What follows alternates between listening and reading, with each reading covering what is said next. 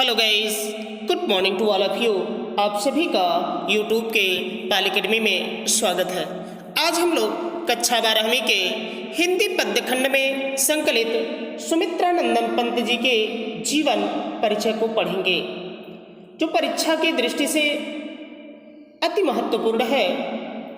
देखिए कि जीवन परिचय लिखने के एकदम सही तरीके बताए गए हैं। यदि आप इस तरह से लिखते हैं तो आपको पूरे 5 अंक मिलेंगे। कविवर पंत का जन्म हिमालय के सुरम्य प्रदेश कुर्मांचल यानी कुमायूं के कौसानी ग्राम में सन 1900 ईस्वी में हुआ था। जन्म के कुछ घंटे बाद ही मां का निधन हो जाने के कारण इनका पालन पोषण इनकी दादी मां ने किया। बचपन में ही पंत जी ने छंद योजना प्रारंभ कर दी। जब एक क्लास 4th में तभी ये छंद योजना प्रारंभ कर दिए थे। उच्च कक्षा में पढ़ने के लिए जब अल्मोड़ा आए तब अपना नाम गुसाई दत्त से बदलकर सुमित्रानंद पंत रखा। यानी बचपन में इनका नाम गुसाई दत्त था।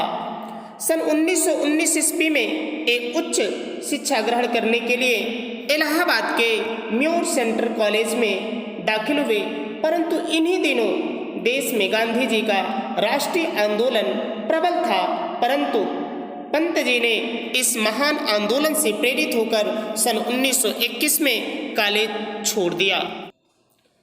परंतु अपने विशिष्ट स्वभाव के कारण पंत जी राष्ट्रीय आंदोलन में भी अधिक समय तक सम्मिलित न रह सके, अतः स्वतंत्र रूप से साहित्य साधना में लीन हो गए। सन 1931 ईस्वी में काला कांकर चले गए, वहाँ मार्क्सवाद का अध्ययन किया और फिर प्रयाग आकर प्रगतिशील विचारों की पत्रिका रूपाभा निकाली। सन 1942 ईस्वी में भारत छोड़ो आंदोलन से प्रेरित होकर लोकायतन नामक सांस्कृतिक पीठ की योजना बनाई और इसकी स्थापना में पंत जी ने प्रसिद्ध नर्तक उदय शंकर से भी सहयोग लिया। पंत जी को साहित्य अकादमी पुरस्कार उनकी रचना कला और बूढ़ा चांद पर प्रदान किया गया। लोकायतन पर सोवियत पुरस्कार तथा इनके प्रसिद्ध कृति चिदंबरा पर भारतीय ज्ञानपीठ पुरस्कार प्रदान किया गया। प्रकृति के सुकुमार कवि का सन 1977 ईस्वी में निधन हो गया।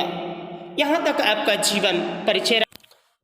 अब इनके साहित्यिक परिचय को जानेंगे कि पंत जी अपने युग का समुचित प्रतिनिधित्व करने वाले कवि थे। उनके काव्य में सत्यम शिवम सुंदरम का समावेश है। इसी तथ्य को हिंदी के प्रसिद्ध आलोचक डॉक्टर नगेंद्र ने इन शब्दों में प्रस्तुत किया है कि पंत जी ने सुंदरम के कवि हैं, यद्यपि उनका सुंदरम शिवम और सत्यम से शून्य नहीं है। एक चीज़ ध्यान रखिएगा कि जैसे हम रेड पेन से लिखते हैं, आप रेड पेन का प्रयोग बिल्कुल मत करिएगा। बोर्ड एग्जामिनेशन में आप ब्लैक और ब्लू पेन का ही प्रयोग करिएगा। अर्थात पंत जी के काव्य में सत्यम शिवम सुंदरम का समुचित समावेश है। पंत जी के काव्य में प्रकृति चित्रण बहुत ही विशद रूप में हुआ है। वे प्रकृति के सुकुमार कवि के रूप में विशेष प्रभावित थे। उन्हीं के शब्दों में कविता करने की प्रेरणा मुझे सबसे पहले प्रकृति निरीक्षण से मिली, जिसका श्रेय मेरी जन्मभूमि कुर्मांचल को है। इन्होंने एक पंक्ति लिखा प्रकृति पे, छोड़ द्रुमों की मृदु छाया, तोड़ प्रकृति से भी माया, वाले तेरे बाल जाल में कैसे उलझा दूं लोचन, कैसे उलझा दूं। पंत जी छायावाद काव्य के प्रवर्तक कवियों में प्रमुख स्थान रखते हैं। उनके काव्य में अतिशय कल्पना, प्रकृति प्रेम, श्रृंगार भावना, सौंदर्य निरूपण, रहस्यात्मकता, लाक्षणिकता आदि छायावादी प्रवृत्तियां विशेष रूप से पाई जाती है। पंत जी विवेकानंद तथा श्री अरविंद के दार्शनिक विचारों से प्रभावित थे, अतः उनके काव्य में रहस्यवाद का समावेश होना स्वाभाविक था। पंत जी ने विश्व बंधुत्व एवं भातृत्व के भावों को भी अपने काव्य में मुखरित किए। वे मानवीय सौंदर्य के उपासक थे। कहे सुंदर है विहग सुमन सुंदर, मानो तुम सबसे सुंदरतम। विहग भी सुंदर है, सुमन भी सुंदर है, लेकिन हे मानो तुम सबसे सुंदर हो, सर्वश्रेष्ठ हो सुंदरता में। इनकी प्रमुख रचनाएं हैं। पंत जी बहुमुखी प्रतिभा संपन्न साहित्यकार थे। इन्होंने काव्य के अतिरिक्त उपन्यास, कहानी, नाटक तथा आलोचना साहित्य का भी सृजन किया।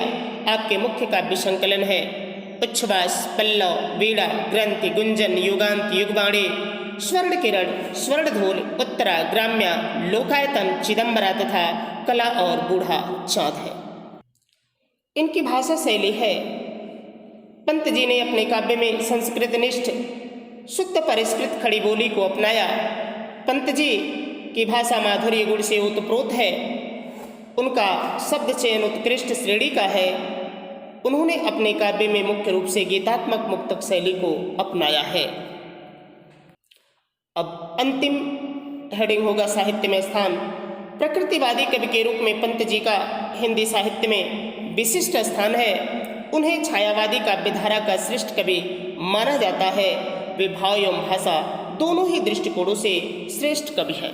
देखिए कि जीवन परिचय में इतने बिंदुओं को यदि आप संकलित करेंगे तो निश्चित रूप से आपको पूरे अंक मिलेंगे। ये कोई जरूरी नहीं कि जितने बिंदु पूरे के पूरे मतलब उनके अंदर जो हेडिंग के अंदर लिखी गई सारी चीज़ें आपको याद हो, उसमें से कुछ भूल भी सकते हैं, लेकिन यह बिंदु जो हेडिंग डाला गया है वह हेडिंग आपके कॉपी में अवश्य होनी चाहिए। Thanks for watching the video.